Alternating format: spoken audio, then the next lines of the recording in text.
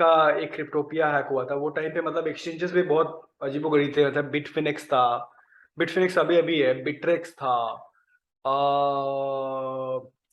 ऐसे मतलब 3-4 भलते एक्सचेंज थे जो जो इतने पॉपुलर नहीं है फिलहाल। अभी तो फिलहाल बाइनांस जेप पे और हाँ हाँ, जेपे था इंडिया एट में, एट जेपे था, दैट टाइम जेप पे।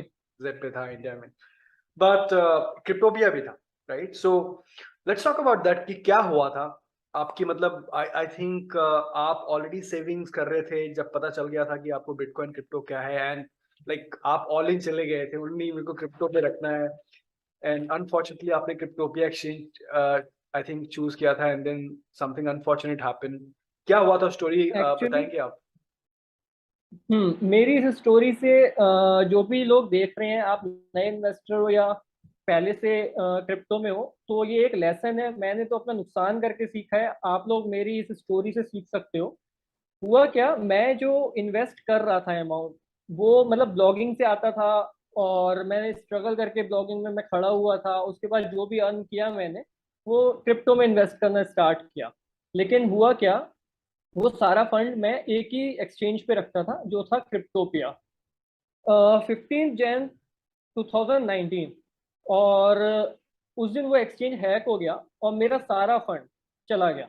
वो फंड इतना ज़्यादा था कि एक मिडिल क्लास बंदा आज की डेट में अपने बच्चे को पढ़ा सकता है और उसकी शादी कर सकता है, और वो सब जीरो हो गया। मेरा बैंक बैलेंस 172 रुपीज रह गया था उस टाइम पे।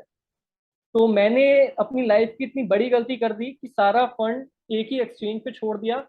और मैं उस टाइम पे हार्डवेयर वॉलेट्स को नहीं जानता था, किस तरीके से यूज करने हैं या ये क्या होते हैं, नहीं पता था मेरे को।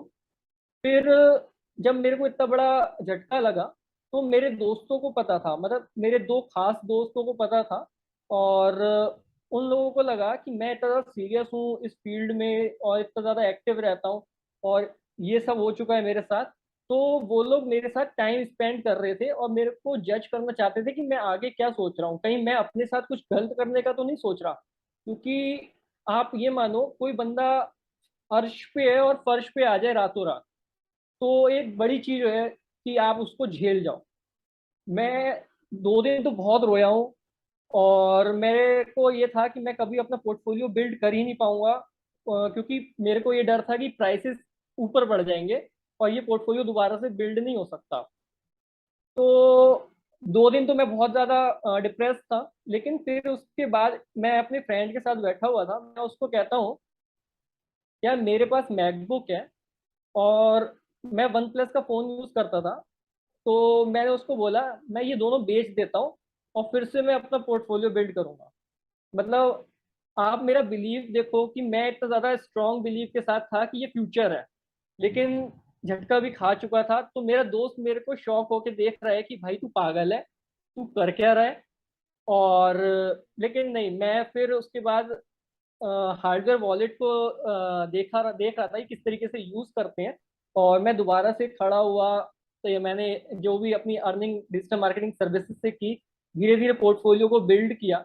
2020 का जो टाइम था, कोरोना वाला, और मार्केट एकदम से डंप हुआ था, वहां पे मेरे को पॉजिटिव एक अपॉर्चुनिटी मिल गई दोबारा से पोर्टफोलियो को बिल्ड करने की।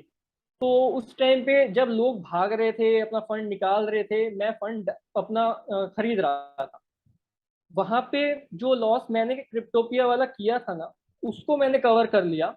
खैर मुझे अफसोस उसका है, लेकिन एक बार ये भी पॉजिटिव है कि मुझे को सीख मिल गई वहां पे, और मैं दोबारा से खड़ा हो गया।